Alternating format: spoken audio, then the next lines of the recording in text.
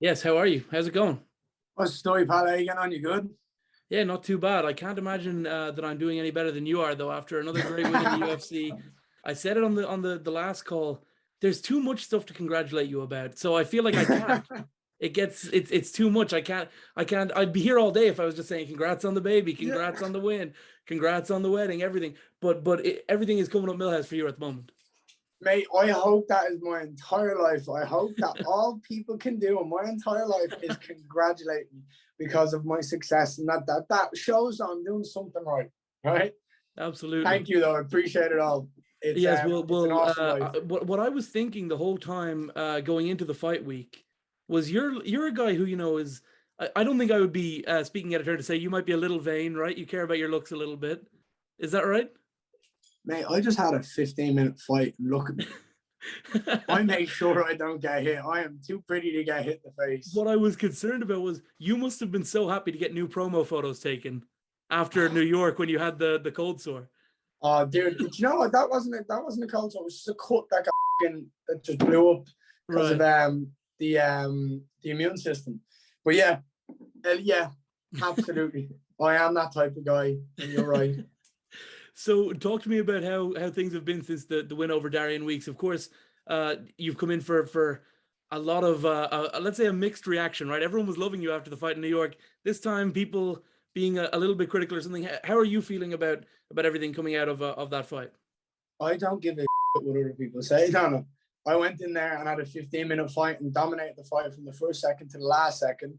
I left victorious. I'm 9-0. I'm 24 years of age. I'm going to fight now next time and be 10-0. And I'm still not going to care about what people say because I'm loving my life. That's very true. And you, it was maybe a little bit of controversy after you declared that you consider your performance was an A because you got the win. It wasn't particularly close. I think one of the judges maybe gave him a round, but otherwise it was 30-27 across the board. And Yeah, he didn't win basically a job round. done. Exactly, he didn't win a round. And yeah, it was an A because for someone who's so young in this sport, like you got to remember, Donna, I only started MMA just under 5 years ago. Yeah. And I'm in the UFC fighting on my second pay-per-view event on the featured prelim bout before the main card to a packed stadium of 16,000 people. The stadium was electric. The atmosphere was amazing. And then I go in there and I pieced them out off someone for 15 minutes. And a game fighter, like respected Darian, he was game. Like he didn't do as much as I thought he was going to do, but I didn't really let him do anything. I was in control of that fight. So whatever people want to say, let them say it. Again, you can't take away from what's in here. I know how good I am. I know what I did, and I'm happy with my performance. When did the family go home? Have they gone home already, or is that still to come? Family and friends are all gone. They've Right. all left. So now I can chill out, get my head down, recover, relax, and get back to training so I can get in that cage soon. After the wedding, which obviously happened so quickly, Yeah. was it nice to have the family come over and kind of have something that resembles a celebration like that? Well, yeah, I obviously had news to tell them all. I wanted to tell them all personally about the new news, about the fact that they're all going to have either a grandson or a nephew, or all my friends being like, I'm pregnant, I'm having a baby, and obviously not me, but my wife. So yeah, it was awesome. I got to share a lot of good news, and I seen a lot of smiles, and obviously I won my fight at the end of the day, and like all of that is just a recipe for kind of joy. I was talking to Logan Storley the other day, and I'd imagine that he's someone who played a big part in your ability to. Anytime Darian went for the legs, he tried to get that fight to the ground. There was nothing doing at all there. Yeah. I wouldn't say it's down to Logan because I try to take Logan down all the time and he just smothers me. He's unbelievable what he does. So I wouldn't say it's down to Logan because I can't do anything against him. I try to take down because I'm like, I want to get him down. I want to get him down. I want to get him down. And then he just ragdolls me until I get back up and try to break away. And then I do the exact same thing again. I need to test myself against him so much. I'd give a lot of my takedown defense to Jason Jackson. Yes. Jason Jackson is someone who I work every single day with. He's absolutely phenomenal at what he does.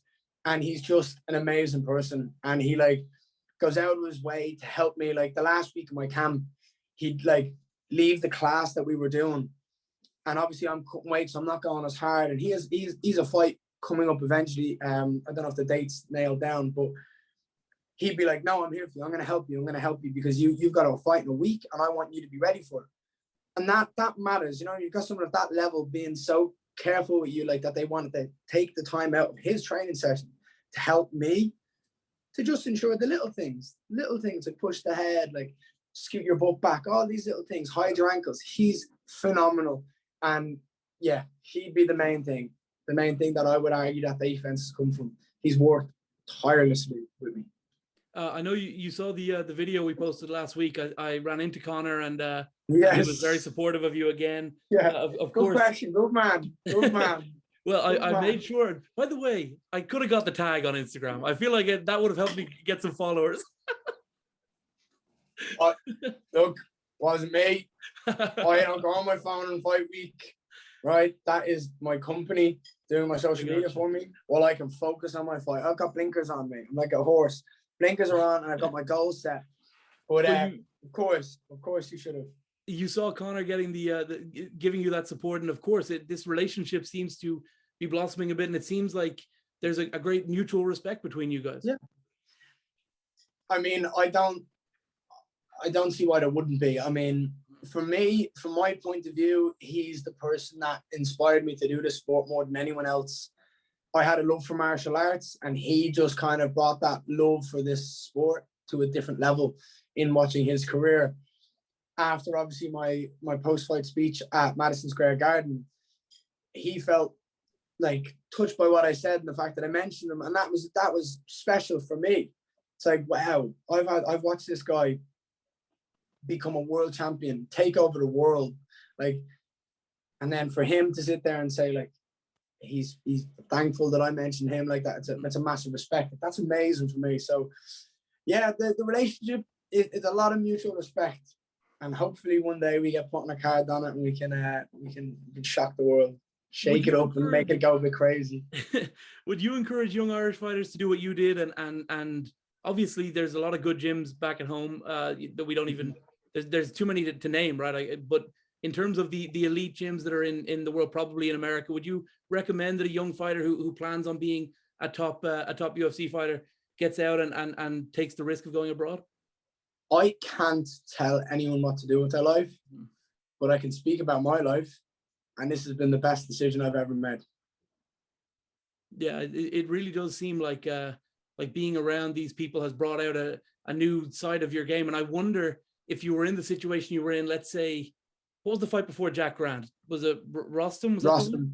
Yeah, if you were in that position, would you have been able to, stuff all those takedowns that Darian was going for? Would you have been able to, you wonder, would the fight be different if you were in that situation? We wonder, yeah. I mean, I'm gonna have one of the best gyms on the planet, surrounded by the best coaches, the best teammates a guy like me could ask for. So I'd imagine it definitely probably would be a bit different. I mean, I'm different, right? I'm special, but I also need to be surrounded by an amazing team to help get me to where I want to be. So yeah, again, the best decision I've ever made. And I do find that there is a lot of that when you go over to the States, particularly, obviously we're pretty much the same age. I'm December 3rd, you're November 20th, is it right? 17, that was close. And, I feel like that idea of surround yourself with people better than you and raise yourself up and stuff, that seems to be like a big mindset over there. Whereas in Ireland, people like to stick with the people they were with in school, or, regardless of, whether these people are as ambitious or whatever. I don't know if you found that as well, but it certainly comes across that way in my brief experiences over there.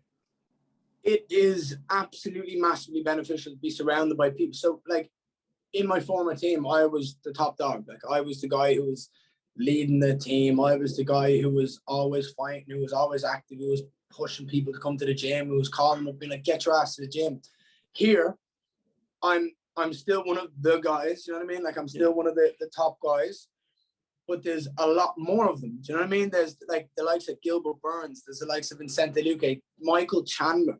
Do you know what I mean? All these guys. So it's there's so many unbelievably talented people in that gym that you just get in there, put your head down, work your ass off, you get pushed through the fire, and it makes you a better fighter. It makes you understand and learn more. It's nothing but beneficial for a young fighter on his rise up, testing himself against the best in the world and understanding his level and where he can improve. It's phenomenal, and it will be the reason I will be a world champion. Gilbert Burns, who, by the way, won on Saturday night, right? Mate, from sitting in that arena, I was absolutely positive Gilbert Burns was getting his hand raised. When I watched it back, I could see why they kind of gave it the Khamzat, but I'm telling you now, the energy in that stadium from every fan would tell you Gilbert won that fight. Yeah. He went out there against the boogeyman, the guy that people were afraid to fight. And he goes, give me, I'll fight him, I'll thump him around.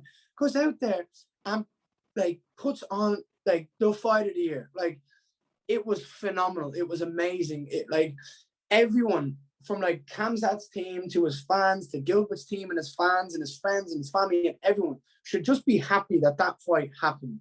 And I feel like neither guy lost that fight, if that makes sense. But yes, Gilbert won that fight in my mind. Last one for me. Someone I posted on Instagram seeing if people had any questions. Someone asked, who do you think is going to be the champ by the time you end up as the top contender for the welterweight title? So I'm in no rush to be a title contention yet. I want to develop my skill set in every single way, shape, and form, so that when I'm there, I can dominate everywhere. And that's my mindset. Usman will be done by then, will he? He'll be. That's where I'm going next. I think Usman will be done by then. I think he'll have done what he. I can't speak for when he feels like he's done, but he's already done so much. I feel like he only needs a couple more fights to cement that legacy as potentially being the best ever. So I mean, you've got the likes of Vicente Luque, Khamzat, Gilbert. You've got like Sean Brady coming up through the ranks. I don't know. There's a lot of amazing talent coming up. I mean, obviously everyone would think Khamzat is probably going to be the champ at one stage. He might be. I think me and him are definitely going to cross paths at one stage. So whoever holds that title by the time I'm up there, it's just going to be fun for me to go in there and take the throne. I mean, that's my attitude. It's like, inevitably I will be the UFC champion. It's no matter how long or how short it is, I'm going to get there. And when I'm there, ain't nobody taking me off that throne. And by the way, I'm sure you are excited as well that next weekend we get another Irishman back. Ian Garry is there, and then hopefully Paul Hughes is going to be next, right after his Cage Warriors fight. Dude, I cannot wait for Paul to get into the UFC, because that dude is a legend. He's someone who I respect so much, who I want to see fight in the UFC. I want to see him succeed. He works his ass off. He's obviously had just an unfortunate circumstance with that neck and having to pull out and everything. It's just like, he deserves to be here because he works hard and he's very, very talented. So when he goes in there and he fights the chance, if he comes out victorious, then I think he should be signed to the UFC. And I think it'd be awesome for him, for Ireland, for everyone, just for that extra fighter in the organization. I think it'd be amazing. So the more of us, the better. By the way, look can you see this? Who responded to this? Andreas Binder, again, always messaging me whenever I mention that I'm talking to you. What did he say? He said, rate Andreas Binder or the next Irish prospects in the UFC. We kind of said that with Paul Hughes. But Paul Hughes is the top level next Irish prospect. Binder's good, right? Don't start talking about it.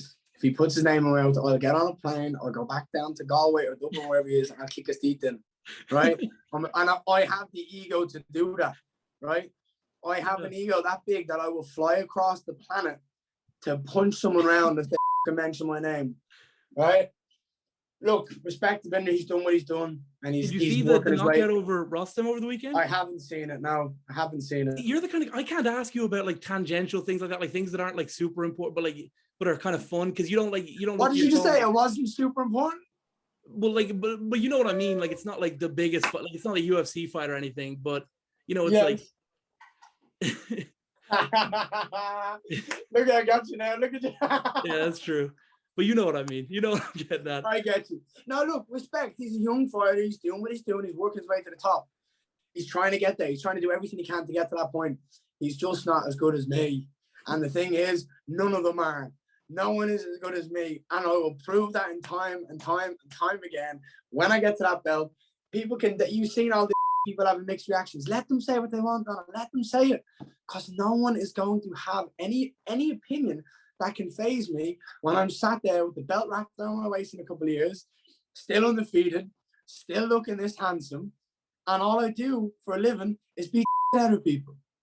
No one is going to be able to argue with him. Oh man, I can't wait for this. By the way, just to let you know, everyone back here in Ireland is so proud. I have a couple of friends who are from Malahide. Stephen Ryan, one of them, I think you know. I think you might have played golf with them a little bit. Everyone is so proud of you, and we can't wait for whatever happens next. Dude, I appreciate it so much. Keep spreading the love, keep spreading the joy, keep building that hype up, and hopefully we bring the UFC back to Dublin soon, man. Thank you very much.